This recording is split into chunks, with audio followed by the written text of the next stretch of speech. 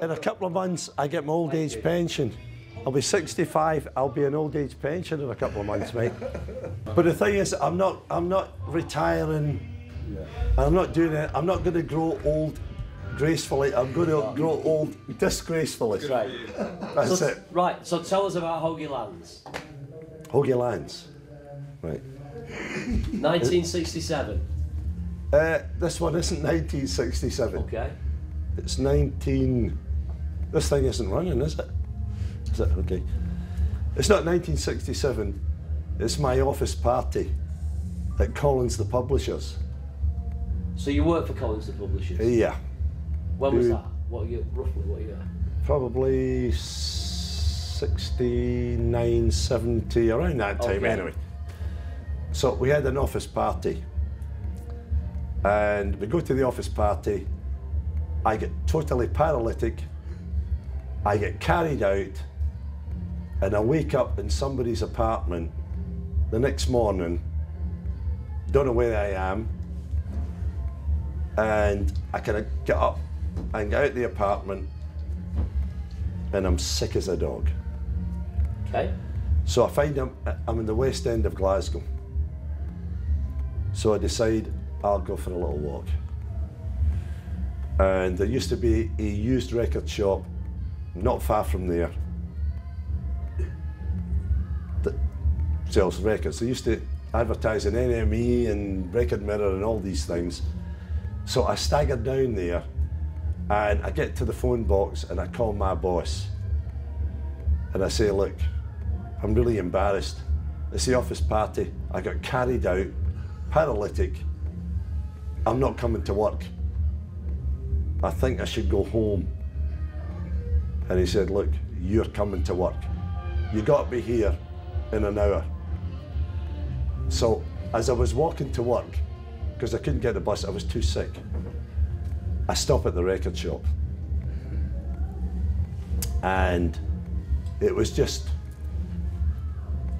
one of those things that happens in your life that you never realise. So I go in, and this shop just sold second-hand records. No new records, second-hand records. So I go in there, and I'm staggering around, and I pull out 2 records.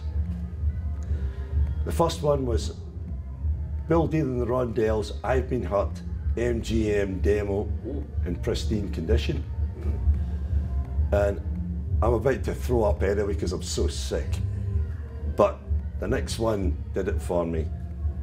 Hoagie Lands demo in mint condition, and they were like, before decimalisation, I think it was £1.05 or something. Just something like that. So I bought them and I went to work. Then I didn't feel guilty that I was turning up at work. So embarrassed that I had thrown up in the toilet, fell on the floor, and they carried me out. And but so I why got did to you these buy 2 those records. records? Did you know they were good? Did you? Of course I did, yeah. So you already, Yeah. how did you know? How did you know about Hoagie Lands in 1969? What non-soul people don't realise is that Alexander Patton, Bobby Sheen, all these northern records they think were discovered later were mod things many years before. So those records might have been played in the clubs in Glasgow? Yeah, and the thing is in Glasgow, you could go in the record shop and order records. And you'd look through the catalogue, you'd order things, and at that time I was really into Leon Haywood, really like Leon Haywood. And he had this LP called Soul Cargo. And at the time, I couldn't afford to buy it. But it was still on the catalogue a year or so later. Yeah, good. So I go in the record shop and it's on there. They order it, it comes in, Soul Cargo, which is one of the greatest albums. Well, it's really popcorn in Belgium, but it's brilliant. So I get that. And then the ones I miss, like Jimmy Radcliffe, I get them. Because there was a company in Glasgow called Clyde Factors, who were the distributor. And they either had them or got them, so we got all these good records. Superior research. And then we go to the Barrows in Glasgow, and then I'd get loads of things there, imports and all sorts of things Yeah, yeah. at the time. So that was you We as were a... talking 65 to 69 sort of thing. So that's you growing up. It's you working for Collins, the publishers. That was later. I worked for a John Stevens boutique, who was the guy who started Carnaby Street first. Yes, I heard of him, yeah. And then I was a dustman for a year and a half. Really? I was the only dustman in Glasgow with hires or A-levels. Yeah. But I could buy clothes and records by being a dustman. So what made you then take that huge pioneering leap of incredible versatility and entrepreneurism to go to America and be the first guy out there finding these singles that nobody even knew existed? Because I was a complete loser. But you must have had to... No, I was a complete loser. I was out of touch, wasn't I? Because you got the Stones, you got the Beatles, you got all this stuff, and what I was doing, nobody understood. Well, in a council estate in Scotland, although there was a lot of people into it, but not as much as I was. But to get on a plane then to America in 1970-71, which you did, because Groove City was up there initially, wasn't it? Yeah, well, So I went. What did you do? I mean, I went on an under 19 ticket. At that time, you could get a cheap ticket if you were under 19 years old. So I was on an under 19 ticket. But when you went, it wasn't a direct flight. You went from Prestwick to Canada. Yeah. So you went Prestwick, Toronto, Boston, Philadelphia, 4 things. Wow. And you've never been on a plane in your life. Well, as most people hadn't been on a plane in their life. It was pretty intimidating at the time. Well, you were the first to go. No, there was people before me. Well, you're the first that I was aware of, and I followed in your footsteps. No, there was other people went, but they probably didn't have the love of like soul music. Not northern soul music, but soul music as a whole thing. And when you get the whole thing together, you've got it together. Because you know, Junior Parker is my favourite singer of all time, and you'll never see anything on YouTube. And when I was a kid, 14, 15, this guy was my hero. So I loved all his records, and who knows who he is. But without Junior Parker and his record, Goodbye Little Girl, I wouldn't be here today. Wow. That was the thing that did it for me. And the guy was so cool, and his vocals were so cool. That's what it was. And of course, listen to radio from Germany. You'd stay up to midnight when you were a kid. 59, 60, you'd stay up because you couldn't hear it during the day with the sort of thing that was going on with the interference. But after 12, when the things clear, you could take your little radio, and then you could hear American Forces radio from Germany, and then you'd hear like Gary U.S. Bonds or James Brown or something, and you'd sit there. So everybody's listening to the Beatles, the Stones, which, you know, I like those records, but these things were exotic. So you go out there, you get on the under 19 ticket. Yeah. What do you do when you get there? Did you just walk to a record shop? Did you have any contact? No, I this Bernie Bennett, who owned Swan Records, How and he did was you know about Bernie? just through things. It's hard to explain. I mean, he was selling well. You know from your time with Eddie Balby, eh? But Eddie Balby sent me to Bernie Bennett because he was a competitor. But no, what happened was Eddie Balby hired Bernie in the early days to find him records. We should mention Bernie in more detail. Bernie Bennett, apart from running Swan Records, which is a legendary label, well, he had Rising Soul, signed the Beatles, and Did She Love You? It put the label out of business, didn't it? They couldn't keep up with the represses, and then they pressed too many, and then they couldn't get rid of them. And also, and Bernie was this guy. He just loved putting out records, and he'd always put these things out. And now a lot of his records on Rising Soul, BB, they're worth money now. And he'd always say to me, John, nobody ever buys these records. But now, if he was alive today, he'd be so amazed. This guy was a that gentleman. the UFO is too hot to hold. Some of these records, funk people are playing them, they're now appreciated. And you know, Norman Johnson, the Showman and Swan was his thing. All these kind of records. The 3 Degrees came from Bernie, and he was a true gentleman. The first time I ever met him. And also with Richard and I, it was with Grapevine, when Grapevine started, it was Bernie and I were partners. Richard was working with RCA, so he couldn't be part of it. Grapevine was a label that was set up via RCA. Yeah. You were the label manager. RCA did the national distribution, which shows in 1977 just how big Northern Soul had become for a label like RCA to actually be interested in the first place. Well, they were only interested because of Richard, basically, because he worked for them. So, but Richard couldn't be involved in the label because he worked for RCA. So Bernie and I were involved, and Richard, we worked together.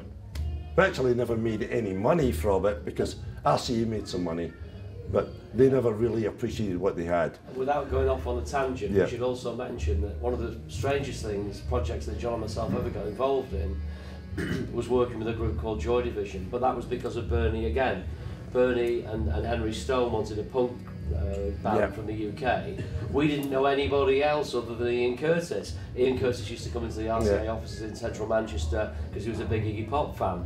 Well, I don't know anybody, John, when you asked me the question, apart from these guys who've just cut 1,000 LPs. And one of the greatest guys in the music business was Derek Branwood, who never got any recognition anywhere. Got me my job at RCA. And he's the one that helped us with Joy Division, and he was a great guy, never got any recognition at all, and should have been.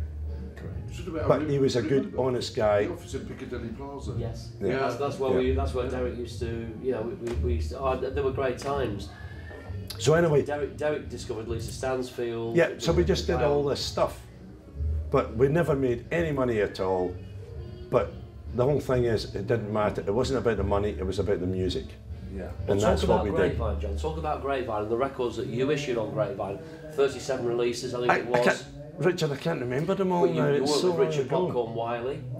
Got a lot we of did all these things. So we just did them. Johnny Brantley, Sam Williams, all those people. The label now is highly collectible, isn't it? But just going back, let's take us back, because you then set up, having been, I guess, successful in America, finding some of these records. You then set up a company in Glasgow called Groove City, and the legend is that you used to go to a public phone box and ring key DJs like Ian Pereira at Pep, who in turn then told other DJs about this guy in Scotland who's got all these fantastic records. Well, That it was Right, just Mr. Love, I remember, was one of your It was first. just that we sold soul records from Glasgow, from my mum and dad's council house on the second floor in this council estate. So I went to America on my under 19 ticket, right? And my real mentor from the whole thing basically was Dave Hastings at Record Corner. Okay?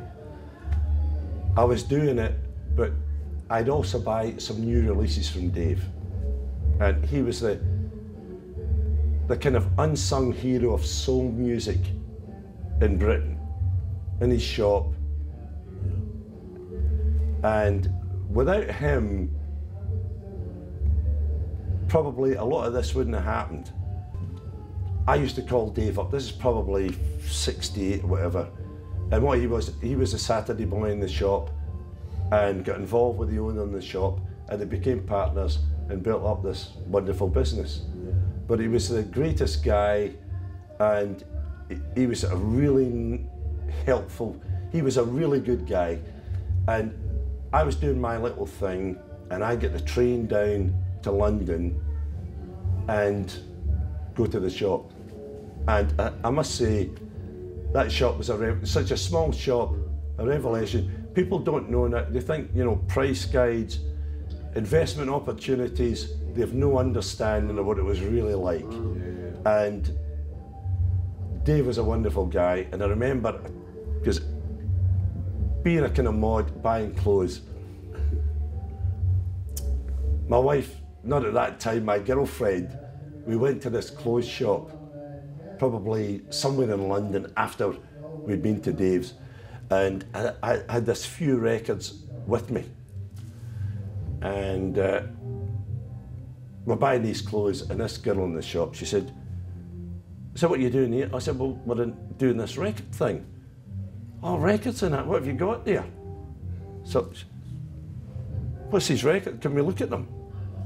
So she pulls them out, and they got a record player, and they're playing these records. These input of the show. "Oh, these are great, brilliant." And they never heard them, but they could have gone to Record Corner 3 or 4 miles away and bought them.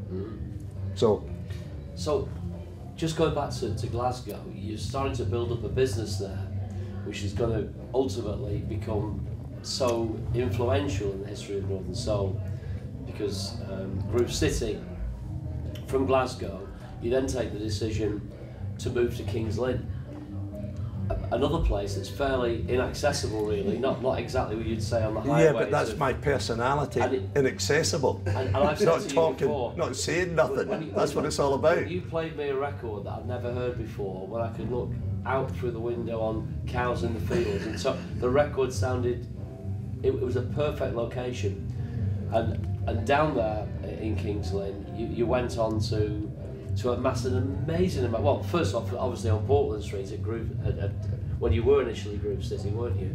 And then Sobel, yeah. And you supplied traders in London. You buy up record shops in America by this time, I guess. Bernie was obviously one of your key contacts out there, because of course the record shops in America would still all have been there then. Well, it was perfect timing, wasn't it? well, the whole thing about America was, I was a little bit late. Really? In my generational time. Wow. Being in 1949, it was slightly late, because by 67, 68, the soul music business for people in America was dying. Otis Redding died, things were changing, and then suddenly you've got a major innovator, Sly Stone, James Brown. They changed the sound from R&B soul, Sam and Dave, Otis Redding, and it was a change in society. And also the change on the focus from 45s to LPs. Now that cut a lot of the mom and pop black record stores out of the business. So when I got there by the late 60s, it was dying for black music in the sense that it was with Northern Soul. It was dying by then, because the thing was changing, and it was changing to Sly Stone, Tower of Power, a bit later, James Brown, just, you know, Dyke and the Blazers. You went into this more funk orientated black thing. And the Impressions that we saw, who were brilliant last night. But then it's We're a Winner, then we're into, we're not talking about These Arms of Mine or The Dark End of the Street that are absolutely brilliant. We came to this next thing, and it was different. But an opportunity, of course, because I can only dream about. But the whole thing, but the whole thing is, they dumped the records, they threw them away. And here we go. That was the thing. And this is where so you brought in some huge amounts of records by this time. Yeah, but it's the remnants of the culture that there was going. It was. I remember coming to Portland Street, 15 Portland Street, and being amazed at you got 3 or 4 rooms there that were just racked high, right the way to ground level with just amazing amount. And records like, you know, unless say the Carstairs was found there on a trip, wasn't it, by whoever, but you brought the first copies in. The stock you had was absolutely amazing. But we have to mention Ian Levine, we have to mention Colin Curtis, and we have to mention you, and John Vincent, Well, and I remember Polk, driving and down with all the Russ. people who were there at the time. I remember you know. driving with Russ down there to you, and I Yeah. remember buying Sam Ambrose for 40 quid, and Russ couldn't believe we paid 40, because that was about 500, 600 quid. I can't remember. You I supplied- thought it would have been £2, but okay. you Thanks, Richard. You supplied all the DJs, Martin Barnfather. I didn't starve that week. Thank you very much, mate. But you were the go-to person. No, and Martin and everybody, but And you know what, John? When I bought from you, I always bought with total confidence, because we had something on the Northern Soul scene called cover-ups. Yeah. And a DJ could really ruin his reputation very quickly if he's going to retitle a song by a new artist Well, to benefit his own ego or exclusivity. If when he plays that record, people say, "Oh, come on, man, that's known." That I can't ever remember that happening with you, and you supplied me with so many. I mean, I probably no, could but do it's a list of because 200. you just love music. But you found them, and I knew that I could. When you said something was, "Hey, I've never seen this before," or "This is going to work," I could take. And we got it right. Most And of the also, time. I never told anybody what the record was. If you bought it from me, and also I never took an overbid or anything they do today. If you bought it for me for £10, somebody called me up and said 20 or 30, you never got it. Yeah. The deal was the deal, and that was it. And Richard, that's the deal. Yeah. Unfortunately, now it's a bit different. I've got to get this in right. You know the stampede to the telephone box or to the phone. Right, on the was it Thursday morning? This is the list. This is the Well, list. we changed it from Thursday because it wasn't enough time. Right. We changed it to Wednesday to give people more time. Yeah. And like that, there would always be this inherent panic. You'd have to I know. get up about 7, right? And Yeah, but I was up at 5 yeah, to go to work to answer the phone, which I should. Now it's the internet, I'm and with it's that with you, John. When an you did it. investment opportunity, and all these silly things. But then most people couldn't drive. Yeah. Most people didn't have a phone. Of course, yeah. And we always tried to, so I would get up at 5, get there at 6, take the phone off the hook Yeah. till 7. That's why I was always engaged. No, but And then when you Bastard. when you did No, get but- through, well- he thought it was a bakery, because all he ever said was "scone, scone." It's gone. but what it was is, no, you get people, no, there were people who would call at 3 or 4 in the morning and leave the phone on. Just to get you. Yeah. Yeah. So what I'd do is, I'd lift up the phone, cut it off, and put it on at 7, so everybody had a fair chance to get the record. Yeah. And a lot of times people would call up and say, I'll pay more. Yeah. Well, that was never my thing. No. The guy that got it, that's the deal. Yeah. It's a business contract, you've got it. And sometimes they offered me a hell of a lot more for the record than I was selling it for. Yeah. I never did it in my whole career. Yeah. I never let anybody down, ever. You developed then to go into warehouses in various cities. We'd see the front page specials where you'd get 100 copies of a record or 200 copies of a record, bring it back. Let's say Lee Fields is a good example of that. Take me back. Now a big record, it was £3 on your list because you brought all, nobody had heard of it, you brought all that stock back. There's more records in the UK all of a sudden than America because of John Anderson. Well, it's just, I had this friend of mine in Richmond, Joe Turnage, who was this great guy. And the whole thing is, I had this afro. You used to have hair. I had this huge afro, and I had this jacket. This jacket did everything for me.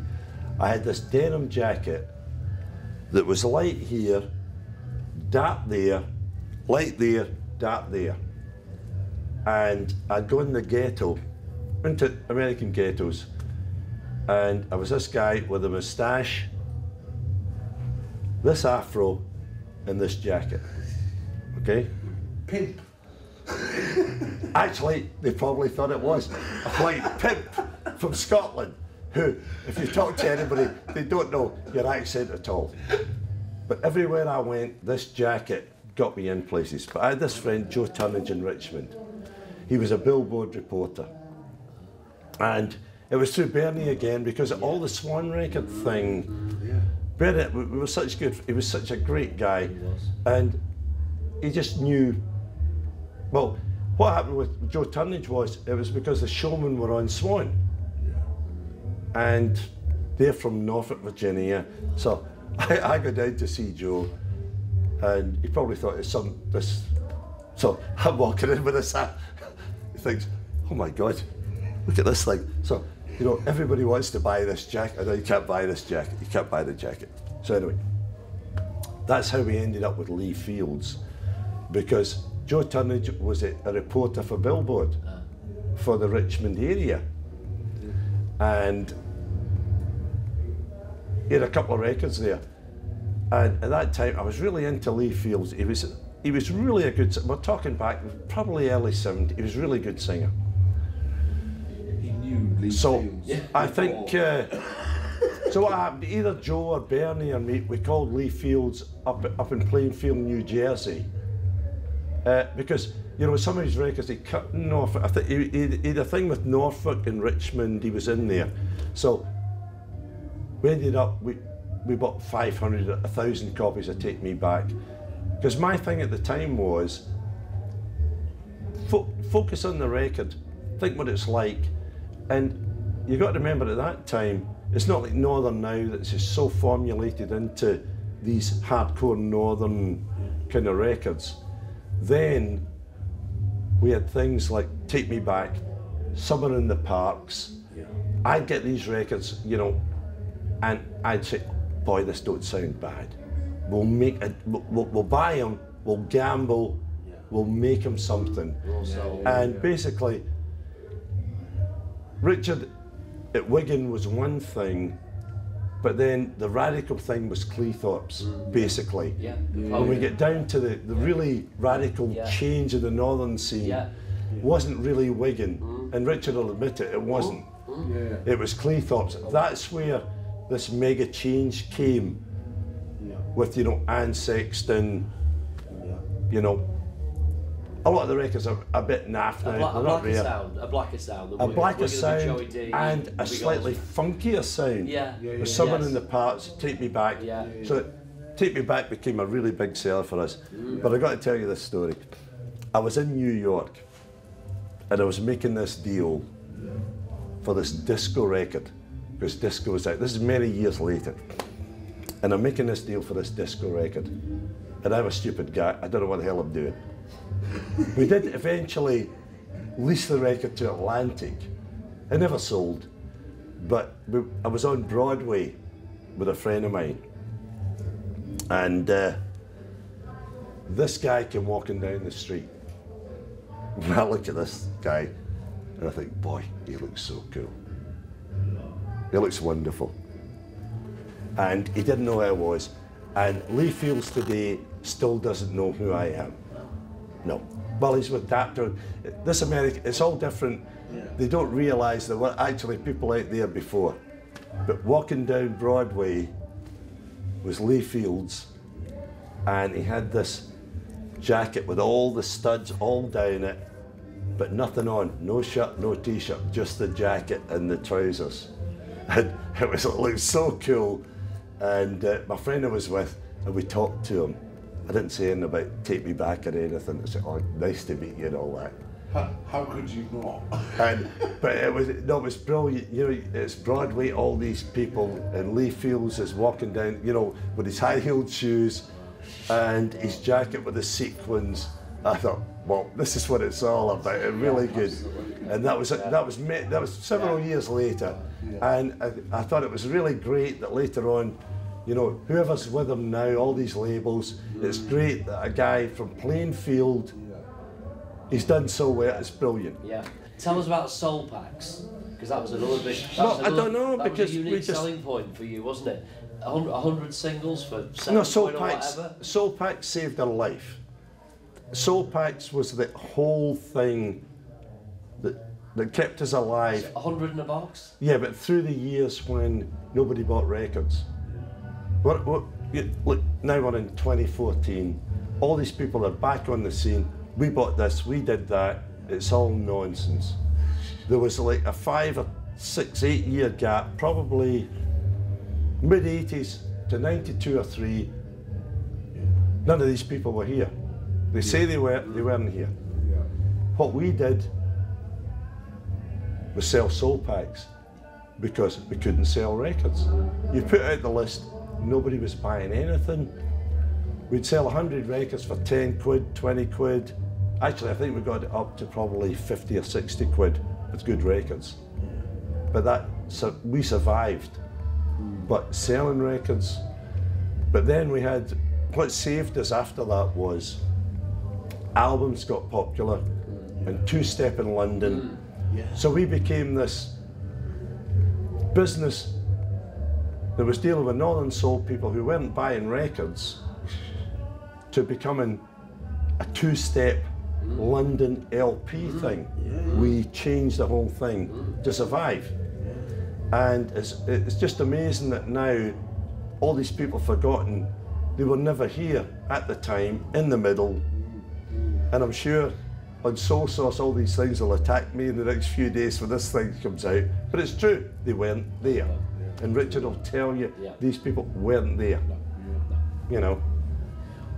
What are your thoughts on the way the record value is now? When you're in America, it must be much more challenging now. Well, it's clearly more challenging now because of the price guides and what have you. You've obviously always got your own contacts, but it must be a much more difficult thing now to pick up 45s in America, is it? Or are you still able to do great deals? No, it doesn't affect me at all. There are investment opportunities for people who know nothing about it. They want to spend 5 or 10 grand on a record. These are the trophy records we're talking about. Downlarks, Brit. They're going to lose a lot of money, so good for them. Okay, but when you go there, my whole philosophy, Richard, is what do you do when you have a drink and you get a bit drunk? Play some music. Right. So if you've got a record collection, which trophy hunters don't have, they spend 10 grand on 4 records, that's it in a box. But a record collector has got a record room. And my thing, and it's been since I was a kid of 14, and I tell everybody, and when I get drunk, which might be quite frequently, I go in my record room and I've got lots of rare records in my English collection. Is that what you collect now, English? Only English. But the records I play, and it's been my philosophy my whole life. I've got American things, but trophy hunters wouldn't want them because they'd say they're rubbish. But I play these records. Now, if I stuck these records on eBay, I wouldn't get £5. Like Robert Parker, Let's Go Baby, the Drifters. I'm really into the Drifters because they were successful, people never appreciated how good the Drifters were. We talk about the Temps, we talk about the Dales, but the Drifters are definitely in the same thing. They got it, they're brilliant. I play on Broadway, things like that. So, and then Papa's got a brand new bag, instrumental. These are the records I play. And if you talk to a Northern Soul guy, oh, don't you have I'm Gone or something? If I said what I do, their eyes would glaze over because we're not in the same planet. And it's really, really strange. I don't get it. And I think it's sad that these people don't realise that these records are not as rare as they think they are. But when I come to some of these things, I might get lynched saying it because they don't want to hear it. Of course they don't. You're the only person really qualified to make those statements because you've been there doing it longer than anybody else. There's loads of other people. The whole thing about it is, I don't like people to say that I'm the only there's loads of people. No, you're the first though. But before me, there was people before me in the early 60s who I can't even remember, that I don't know now that I bought records from. It's like I collect Vocalion records, English Vocalion records, I really like them. And I collect Vocalion EPs, and I've just got to the end of the soul ones. Yeah. But when I was a kid in the 60s, you never saw these things. They were so rare, made so few. So I've got more. I've got to the end now of the soul ones. But if I went to Richard's gig here and said, I've just got all the Kelly Reef, they'd say, what the hell are you talking about? It don't mean nothing. We want Eddie Parker, I'm gone, or we want this, and we want to pay 10 grand. It's a joke. No, it actually is. But what it is, it's people with money who don't know what they're talking about. They're trophy hunters, and I'm not going to mention any names. And if you want to put that in the movie, get me alleged, put it in. But it's true.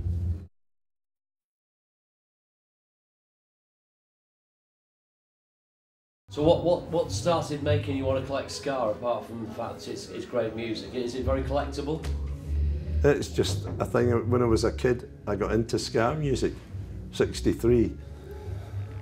And we always have to mention Prince Buster, don't we? Yes. And it was probably a little bit before that, King of Kings and the records that don't mean much to the mod ska people, but they were early things, King of Kings and Wash Wash and these kind of, well, blue beat sort of things that I've still got to this day that I love. And Prince Buster at that time was my kind of hero when I was like 13 or 14 or 15. In Glasgow, when nobody knew who they were, but there was a couple of shops in Glasgow that had all these blue beat records. It was brilliant. And the labels are fantastic, and the amount of product that was pressed here by, I guess, people like I'll never get to the end. Really? Never. So, I mean, if we can look, let's take a label. Let's take the Sue label. How many records are you short on the Sue label, for instance? Not that ska, but that's the iconic label, isn't on it? English Sue, I'm short of 2, but I'm not going to buy them. Why is that? Because they're R&B and they've gone too expensive. I'm not buying them. Okay, but you might be able to do a deal on a swap or something. Give us an example. Well, the records I can buy on American for a lot less. What are they, out of curiosity? Can you remember? I'm not going to tell you because I don't want to win this thing. That's cool. Then somebody will put it in a price guide, and they're already in a price guide. But it's just 2 that I probably had when I was a kid. I don't have them now. But the English Sue label, I think I've got 2 left. Okay. So ska, back to ska, the labels that you collected on ska, the ska labels, you've got Coxsone. You've got all those labels. Well, Coxsone, I mean, Gas. Well, that's later, but you know, Coxsone, Dodd, but all that. When I was a kid in Glasgow, and we got Blue Beat Special LP that was, I think it was 11 and 9s or something, and you put it on, it was like, blew your mind. You were off on another planet. But it all fitted in with soul and ska, which they don't fit in together now, apart from on the mod scene sort of thing. They don't fit into the northern scene, which is something on its own. But if you know, Blue Beat Special was just one of these things, a budget LP that, although I was into it before, there was tracks on there I'd never heard before, like the Soul Vendors, which I had their LP, Soul Vendors on tour. And my hero at the time, apart from James Brown, was Jackie Mittoo, who was unbelievably good, who was an organ player. And I've still got all his records. Jackie Mittoo in London and all the Coxsone things. So they fitted in with the mod soul thing. So there was no parameters to what you enjoyed. The thing about Northern is it's confined, and they don't understand the other things outside that.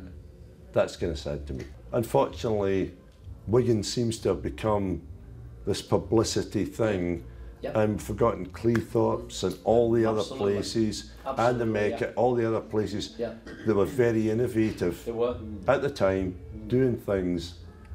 But what you've got now is reporters on the TV who know nothing about it, got a researcher, oh Wigan, we'll do this, we'll do that. It's they know nothing about it. Lazy journalism. They don't do anything to get to the nitty gritty. No. But of course, nobody does. No.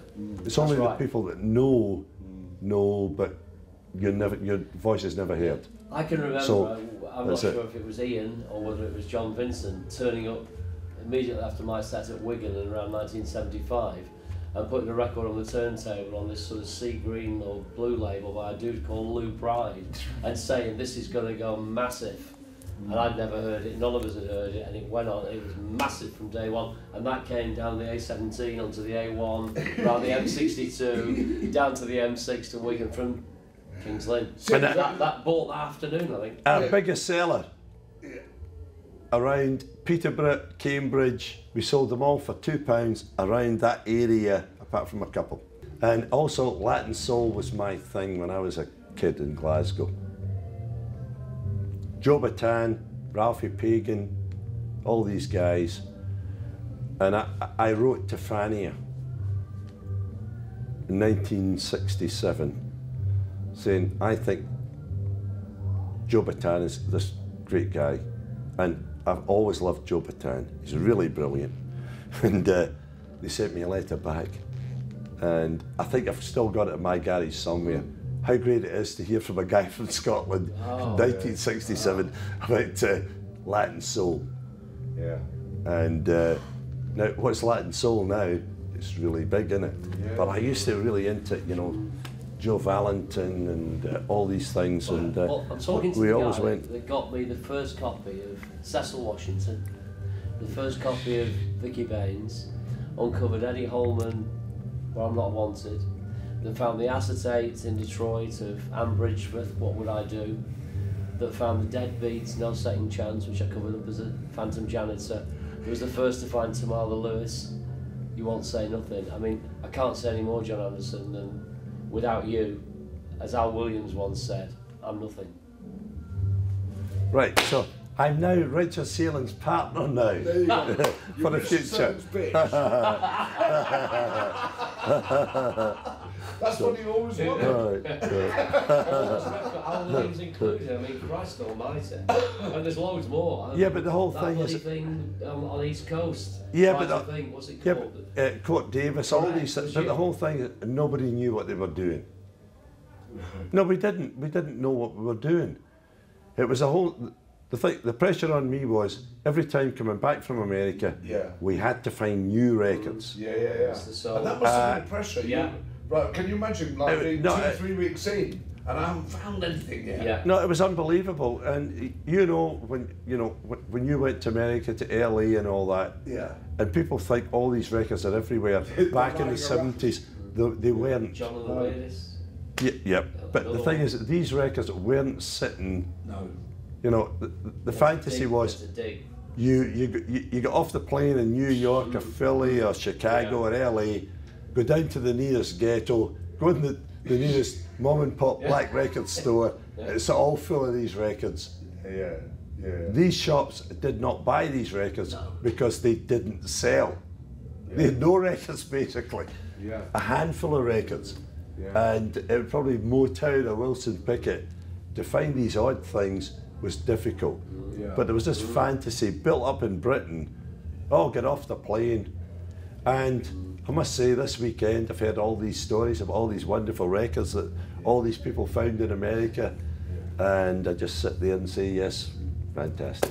Hope you did. I don't know. Ernestine Eady. I remember you saying you'd found the Mr. Soul record in a furniture store. No, I found it in Mobile, Alabama, in the furniture store of this musician. I'm getting old now. I can't remember his name, but he was on Bell and Mallet. He made a lot of instrumental records, and he had moved down there, opened a furniture store. Really? And that's where it came from. But I can't remember his name now. It's so long ago. Yeah. Morris McAllister cover up. Yeah. But they were exciting days, and Johnny Brantley, Tawanda Barnes. well, Johnny Brantley, he was a wonderful guy. Johnny was a really wonderful guy, and I suppose he was at the end of his career with all these things, and he was almost like a music hustler. I didn't really understand at that time, because you know we're in to try and find Northern Soul records. We don't really understand what these people did at the time. And I look back on some of the people I dealt with, and I feel a bit, I suppose, guilty now, because I didn't really give them, I gave them respect, but I didn't know enough to really know their whole history and their whole career. And I look back now that I know after all these years, and I think, boy, I should have talked to them about this or said something to them. And the thing is, Johnny Brantley was the guy who discovered Jimi Hendrix. Really? He cut Sam Williams, but you know, most of his records, Jimi Hendrix was the guitarist on the records. Right. Herman Hitson, all these things, Ohio Players, and again the Ohio Players went on to do things. But I met him, and I think in a period of life, I think he was getting divorced, but he was like this great guy, and we did a few things together. The only problem was Britain. That was the time when we had Grapevine, we put out Sam Williams, but we had all these other great records we could put out, but we couldn't do it because Northern dominated everything as it does today. You did get Leo's Sonship out? Yes, we well, did. That's it. We did. That We did. That sold really well. We did, didn't we? But that was the exception to the rule. Yeah. We got nothing else out that we wanted to put out Well, because, RCA, well, RCA, well, they didn't know what they were doing. they laughed at Judy Street in a meeting, in a marketing meeting, didn't they? Well, So we went down. to, which these Northern Soul people would realise how bad it was at that time. We went to this meeting in Manchester, and RCA, we put out Judy Street. It was the biggest selling that week with RCA, a major worldwide record company. Judy Street was the biggest selling record that week. It was the same week we were in the studio with Joy Division. And the same week, we were right? in the Okay, studio at so Greendown Studios. we are doing all this, right? Yeah. I go to the meeting, and they say we're having a sales meeting. I sat out the office for 2 hours. Was it 2 hours? Richard? You weren't there, were you? No, I wasn't there. Derek was there. Yeah. Okay. Yeah. They were in the office, in the meeting room, and I sat outside like this idiot for 2 hours. When I got into the meeting, they were all drunk. They were all paralytic. They said, "Okay, tell us about this stupid record you got." So I said, "It's your biggest selling record this week. It sold 10,000. Yeah. 34 actually. 34,000. Yeah. Right? Okay. My discovery, I found it. Wow. I found it. So I didn't know. Yeah, Chris Peak. Right, I was the No, first Chris guy who Peak, found I know it, Chris. so I was Wow. involved Yeah. on the credits. Wow. Yeah, and I when never knew that. I was in LA, Right, when my book Since comes Moment out, to it Neil. comes out, I'll make sure you get credits. So I stood up at the meeting, and they all, before I said anything, they said, "This record is the worst piece of shit we ever had in our life. We will never promote it, and get lost." That was it. It was, Richard, wasn't it? You know, I was so upset. I came out of there. I thought. It got Can you pulled imagine? out of the chart. It got pulled out of the chart. I also, Regional it things. got into the top You were 50. yeah, because we had that with Decades. Yeah. Adam's Bob Maker. Well, it got into Yeah, the top exactly. 50, and they said that we had paid the DJs to play it because, well, we didn't pay anybody. We did nothing, No. and it got pulled out the top 50, and then the record died completely. I think it sold they killed it. 50,000. Yeah, it sounds like it was killed. It was killed. Because it didn't tick someone's And box. then the rest is history with Soft Cell. Yeah, it was killed. Yeah. And what it was is they pulled it out and they said we had paid off everybody to get the record because it sold nothing in London. It sold the 50,000 north of Watford Yeah. at the time. So it was gone. And then Joy Division, the same thing. They screwed us around, and we did the right thing. We sold the tapes back for a lot less than we cost us to the group. And then, of course, when the movie came out, Richard's there, but I'm whitewashed out the whole thing completely. Well, I wasn't in the movie at all. Was I? No, you weren't either. Oh. But Documentary, I was our like- whole part in the Joy Division story Well, they were just- in the movie Yeah. doesn't You exist could never handle the at fact all. that Soul guys were involved with And it. the whole thing is, without Derek Branwood Yeah. and without Richard and me, Yeah. We were the catalyst for them. and, weren't we? and Yeah. I found the CD in my garage, and I got this guy that called me up, and he said, John, oh, you must have made a ton of money bootlegging this Joy Division CD. And I said, what do you mean? Yeah. And I don't know who bootlegged it. I've no idea. I don't even know how they got the tape. It wasn't from us because we didn't have the tape. Yeah. All we had was a cassette. That was it. That was the deal. Memorex cassettes. That was it. Yep. That was it. That whole thing, because I read all the Manchester books. Have you ever heard it? No, I've never heard it. Right. Well, what always If you happens- heard it, you'd be very impressed. Actually, it It sounds. was raw, but it was great. Yeah, It was It good. didn't need anything doing. No, to it was really. I played It it was. to Nolan Paulson when he came over, you know. You read all the because I cross-reference. So I read the books about Factory. I read the books about I don't know Mick Middles about Manchester. You know, all that kind of thing. And there's still a bit of murkiness about that. It's usually Northern Soul DJ, Yeah. Richard Searling Yeah. got involved. Yeah. With, you know, Almost, there's usually almost like a trip them up or a paragraph. There's not enough detail, No. about any of that. So there's quite a lot of mystique about Yeah. that whole thing. No, but what happened after And then that the was. film, they should just have portrayed it. Yeah, but what happened? They- Yeah, but they if you want to make the skip story straight to true, Bob Breton. you Yeah. tell the truth.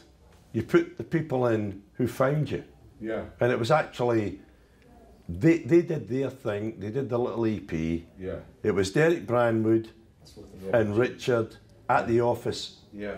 RCA office. 999 copies of that EP left. And there's- the office, and the office- want to buy 'em. They asked me, You know, do I want to about buy them? 500 I said, quid no, now. I don't want to Would you buy like them. to And then buy it's this like to me? all this. But the whole thing was we got wiped out, and I became this antichrist of the whole thing. But the only thing I would say is, if there's any bootlegs out, listen to it. Yeah. And what they went on to do later was from that, and Richard will tell you. John got them to use synthesizers. So They've never even considered it. yeah. Oh, you're kidding. No. Yeah, it was Right, me. you Never see- considered it. Did all that. Who would know that? Who would know that? They A don't want, band they whose don't want entire people to career. know it, do they? And, It's no, essentially but, built on but this synthesizers. guy called me up and he said, oh, you must have made a fortune bootlegging this thing. We sold them the tapes. I don't know. Portland bars. And for 1,300 quid. Yeah, yeah, and which it cost was more less to than we make. paid. Yeah. And we did Because we that, felt and it's sorry that's the for them. worst mis- Yeah, exactly. And If I we hadn't became done the that, anti- we'd been wouldn't we? No, but I Yeah, became, but the whole thing is in the book, and I became this bad, Totally. sort of like, this bad, like, you know, record entrepreneur that did it. But if you heard it now, and I've still got a CD of it, Richard's got one, because I found the tape in my garage. Yeah. I hadn't heard this in 30 years. Yeah. And I got 2 CDs made. I sent one to Richard. I called him. I said, what do you think? He said, Yeah. Really? Yeah, we had varying degrees of cooperation from the group, I think it's fair to say. Didn't we? Yeah. Ian being extremely positive, going right the way to Peter Hook, who hated the site. Yeah, no, I was going to say, Hook is And difficult, started to isn't it? scream about the publishing contract wasn't strong. no, it was, enough. it was everything. It was just like, oh God. But the whole thing is, we were making nothing. We knew nothing about it. We were putting out Northern Soul Records and Soul Records with RCA, making nothing because they were making all the money. Yeah. And we didn't know what to do with the group.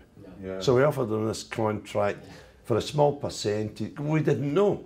No. But they why never would come you? back. No, but it was Why too would late. you? But the whole RCA thing came is, screaming was together, that, didn't they? RCA you know, came then. Yeah, but the it guy was from too late. Factory came, Rob Breton had got involved. and Rob with that. Breton, It was too- they came to hear the set. What we should have done was made it a closed session. All these people kept coming in, listened to it. Yeah. The people who would never sign them, People were never walking do around. anything with Who them. were they in with? Who But when they produced heard what we were doing, they came in. Did you have to book Martin? Was Martin Hannett? Was he the guy who did that record? No, we had another engineer, but when we were in there, but you've got to take it into put this into context. At the time, there were so many bands in Manchester; it was unbelievable. Yeah, These yeah. guys were just another of many others. Well, they And were that like a was second division group that Yeah. had nothing. But I remember Derek saying that suddenly once we got them, a lot of people that had been sitting on the fence thought, shit, actually Yeah. somebody's taking a gamble on Yeah, these guys. Well, yeah. who are they? Who are they in with? Yeah. Soul guys. But the whole thing about it is, I became this guy, a soul guy coming in. It was soul guys coming in, taking over the punk scene that the Sex Pistols has. But actually, if you actually hear it, with the synthesizers, and we did NF Porter, keep on keeping on. Yeah, of course. I played that to him, by the way. But it actually sounds, we stayed true to the thing. Yeah. Because, you know, I'm a guy who buys 60s white group records. I know what it's all about. Yeah. But we were dealing with a group who had the typical Manchester badass attitude to people. And that's what it was all about. And that's why with Manchester, Glasgow places fight. Manchester and me, I just got the thing of they're so badass. The record shop in Manchester was they got a chip on their shoulder. learning curve. I don't know. So I won't go to Manchester in case I get lynched, but it's true. And the whole thing is, now Northern Soul's big in Manchester. Richard will tell you it was a desert for Northern Soul at one point, 70s, 80s. Yeah. And it was the only thing that came back, Soul came back was Richard and Dean with Parkers and things. Was great. Yeah, that was great. But that was more of a modern the way thing. It works, isn't it? Right, there seems to be really, really fallow periods where you have to be inventive. Yeah. Like what you were saying about the two-step thing to reinvigorate. But the whole Northern Soul thing, the whole soul thing in Britain, you had these dips. Yeah. And when we got to early 70s, there was a bad dip. Yeah. But we got to 78 to 84, it died completely. And now we've got, with all these people coming, oh yeah, I was there, they weren't there. I know, I was there. Yeah. And my friends are there, and they say, who the hell are these people? They weren't there. Then we did a really bad dip in the late 80s into the early 90s. They all disappeared. Which makes sense in a way. It's like demographics. But the thing is, the internet's a wonderful thing. You can go on these websites and talk a load of shit and everybody believes it. Yeah. And we've got all these people who had nothing to do with nothing have come back. They're the experts now. And the people who were there, and you know, there's not many that were there all the way through from like 70 to now. There's a handful that have always stayed true to things. And I still talk to them, I still know them. And it's not these people on these websites that are talking shit all the time. It's not them. I think the thing is, right, you know who you can trust over the years, and sometimes, you know what people are like. You know, some guy could be around for 5 years and turn out to be a twat or an opportunist or you know, this, that, and the other. Eventually, after a period of time, you know how people are, right, and you know who you feel comfortable with, and that comes with age and experience in a way. It does. Age, definitely, mate. Yeah, age definitely. It's funny that we're all getting into advancing years, isn't it? Frightening, actually. But guess what? Hey mate, I don't care. I'm still the same person I was when I was 13 or 14. I don't care. I drive a sports car, I buy clothes, I do what the hell I want, I don't care. I don't give a shit about it. It doesn't bother me. I go on. Yeah. And but I'll tell in a you couple of months when I get my old age pension, I won't be any different from what I was before. I'm not going to succumb to it. It's if you got something that you feel passionate about, it's not money, it's the vocation in what you do. Right. And the whole thing is, if you talk to the normal person on the street, and I talk about this, they've got no understanding about this at all. Nothing. No. But it's your vocation in life, and also you help people in America. I've saved people's homes by buying the records, giving them hope for the future in a country that people in Britain don't realise how hard it is for a lot of people to live. There's a lot of poverty, a lot of deprivation, not just black but white as well. And we think America is like Miami and holiday homes. It's not that for many people. So doing things that you do, and you know, like bringing artists in, whatever we do, it does something, gives them hope. And I think we appreciate a lot of this music more. But there is a lot of people in America who really appreciate it too, that are kind of forgotten. But there's lots of people who appreciate it too and love it. But, you know, trying to make money for them and make a living is very difficult. There's one thing I'll chuck into this now. I want to swing it into almost like the cultural thing of do the Americans not really respect their own history unless it makes a buck? Well, do you know what I'm saying? It's almost like it's the dollar that really counts. So, you know, because you know when I've gone over there, when I first went there, I'm like, right, okay, I'm looking for, I'm looking for like stuff like Motown, this, oldies but goodies. You know, the hits. They point you to the hits. And like, I learned very fast, no, show me the shit. Take me to the 10-cent box. Yes, that's the one I want. Yeah. That's it. And actually, it's really, really weird how, if it's not successful, forget it. It's all old news. Yeah. And yet, those records come over here. Yeah, but via you, they come over here. An audience is created. Yeah. But and it's like, you're talking what? the same thing about records in Britain too.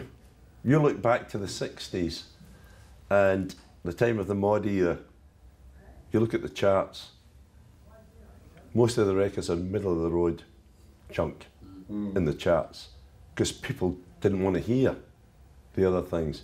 It was the same in America. But what people don't realise in Britain is, especially Northern Soul people, they don't realise that there was people in America who played these records in the 60s, white people, that were into it. And they dismiss the kind of American people who were into soul music in the 60s. There was loads of people that were into it. How many do you reckon? I think this is a totally unknown thing. I think about it a lot, and I go to places and say I come across something and I buy these records and it's a collection. Invariably it's a white guy. And some of those records are in, they know. It's like the mod thing in Britain, they had the thing there around the country, and Northern Soul people say, oh, we discovered all these records. A lot of these records were played in Pittsburgh, Charlotte, Philly, New York, Boston. There was white people and black people who played these things.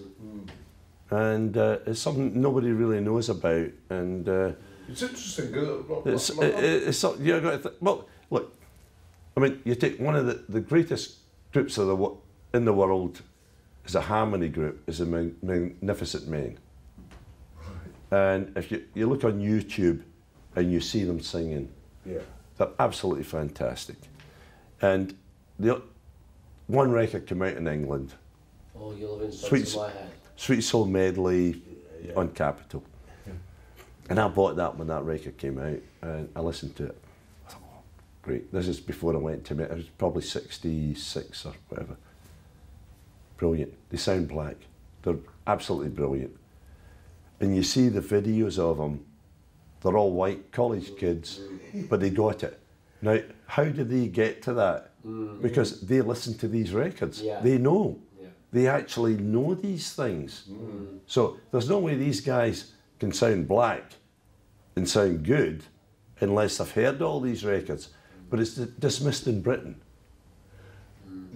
Because they think, we are Northern Soul guys, we found these records in 73 and 74 from me and Richard and Sam and Ian Levine and Colin Curtis and boom. But I got to say, there's probably people in America who heard them long before us doing their thing, and Are you trying to suggest that there's similar obsessives to yourself in America? There's loads of people. Like all of us, there's loads of people everywhere doing it. And I've got to bring Johnny in here, right, because your old man, Like his dad was trawling down from Toronto, right, going on, you know, road trips. But they tend to stuff that they liked. Yeah, but dismissing the whole American thing that we found it all and they knew nothing is total nonsense. It's total nonsense.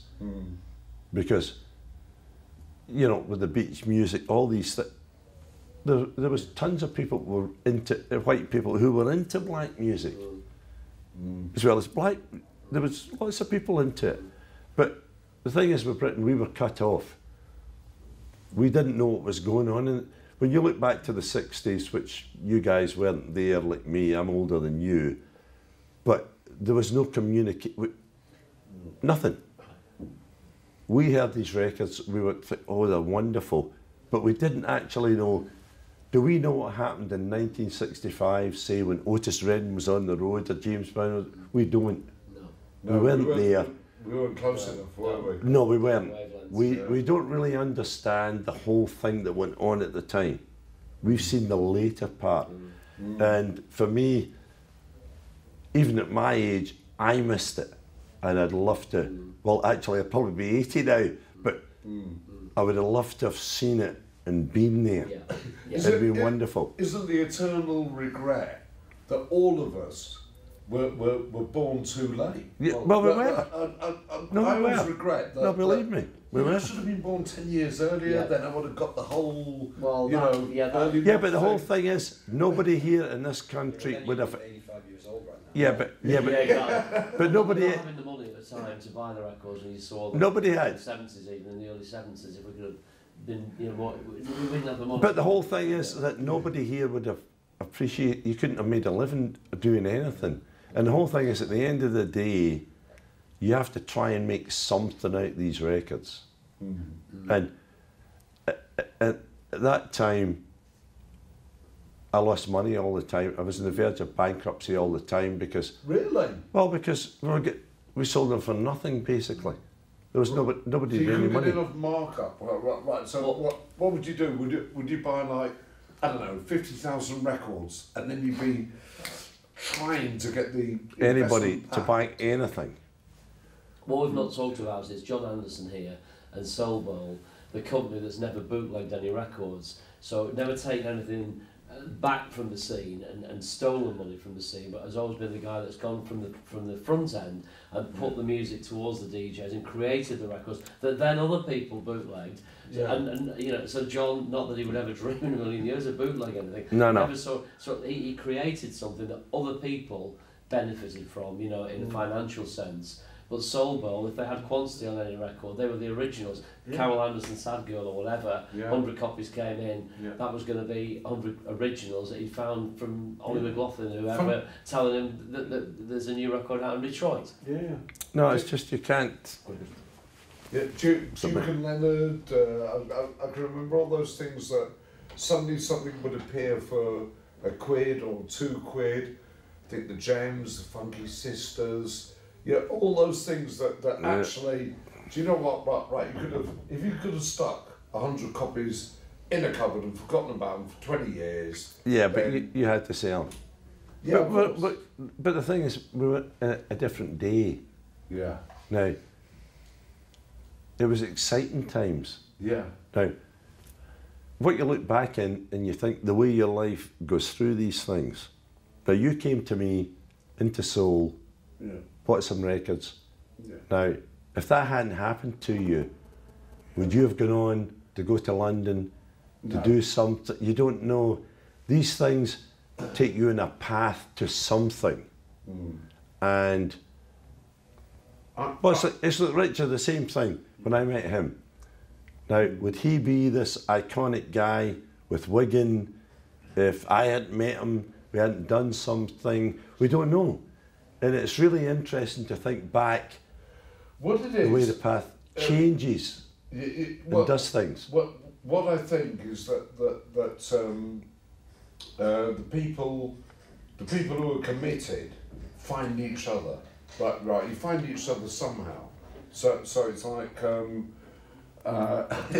you know, as a kid coming on the scene, we were talking about Record Corner, Dave Hastings earlier. And it's like, yes, of course, I got that list. People were tipping me that there's records on that list that are worth picking up. I bought 450 records from a DJ in Huddersfield. I was learning. Then I got the list from Scotland. So there's a sort of connection, right? And then you getting into soul, right, via Judith, right? Yeah. And then what? You get a gig at Global? Yeah. And then they send you to America? Any of those links not happening would have fractured the whole and, thing. and the whole thing is, it's all the little interconnected things. But you see, for me, it was always my thing. I was always dedicated to it since I was like 12 or 13 in Glasgow. Some kind of in this, commitment in Scotland. but the thing is, I think it was only because I was out of step. That was it. What? You just kind of a contrary type of guy? No, I was bullied. I was this out of step kid. Yeah. Who didn't fit in. I didn't fit in. I wasn't part of this thing. So you just forged your own. I forged my own path, and it's amazing how you find something, you find soul. Yeah. But soul at that time, 63, 64, it was this exciting thing. Solomon Burke, Wilson Pickett, whatever. It was a different thing, it was the soul thing. And my whole thing with music is, everybody who collects music is deficient in ways, because this becomes your thing. It's your thing. And it gives you this thing to go on in life. And you don't fit in with the normal part of society. You're not a civil servant. You're not a guy who gets a job at 18 and says, oh, I'm working to my pension till I'm 50 or 60. It's your thing. And so from 13 to 65, I'm still the same. And I'm sure if this goes on, they'll think I'm stupid, mad. They won't get what it is. It's your thing. Yeah. I think you just summed up what Northern Soul's all about there, actually. I have to tell you. I think you have. I think that is a very good way to close. No, but that's what it's all about. And, you know, I was in America a couple of weeks ago, and there was the most commonest record in America. And I've got the LP, and it's an LP. There's a few LPs I play pretty often. And I thought, oh, I'll buy it for it. I shouldn't buy it because I've had like tons of copies, get rid of them and all that. And so I thought, I'll just buy it, just to put in my collection. Because I don't buy many American records. But this one, I bought from America when it came out as a new release, and I'll buy it now at this time. And it's something that means nothing to nobody, and it's called Keep Your Faith, Baby. And it's on Vault. Okay.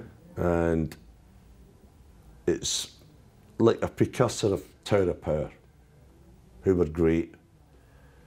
And this record is the bee's knees of soul. And there's just 2 or 3 records that don't mean nothing to nobody. I don't know that. But to me, mean everything. I don't know that at all.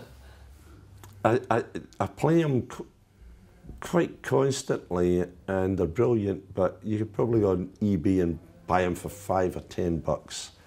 Look, Chris Hill's "Everything Is Everything" on Embryo is one of the most brilliant LPs of all time. And I bought this in Glasgow when it came out before I moved to England. Yeah. It was an American import. And I played this thing. And it's Chica Waters and Chris Hill's "Everything Is Everything," which to me is one of the greatest LPs of all time. Nobody knows anything about it. And he had a few disco hits later. He went on to Players Association. That's right, yeah. But this LP is just Yeah, the there's a bee's track knees. there, it's like Yeah. Ain't That Peculiar, isn't there? I can't remember the title of it now, but it's a very strong But track. nobody cares about these records. And here's me, who sells all these rare records to people, and the ones I really like, they would never buy them from me. And I think, I'm selling this record, but they don't know this Chris Hill's record, and they don't know this Keep the Faith Baby. I don't know it. It's on Vault. I forgot the name. I'll figure it out later. But they did an LP 45. Right. We'll Google it. Yeah, we will. We will. No, and Brilliant. Thank you, John. Yeah. no, it's really good. So is that us now? We finished. Well, We're done, baby. Is that okay? superb, John. It was fantastic, John. Magnificent. Right. Oh shit! Magnificent. I don't know. Really. I'm embarrassed. No, seriously. I'll go in the middle. You, that you was- two tall guys, I'll go in the middle. You go in the middle. Right. Let's get the balance Yeah, right, yeah, shall yeah. we? Come on. I'll send them a tip. That was what a climax of the weekend. Yeah, John was always a bit weird with me, you know. No, it wasn't.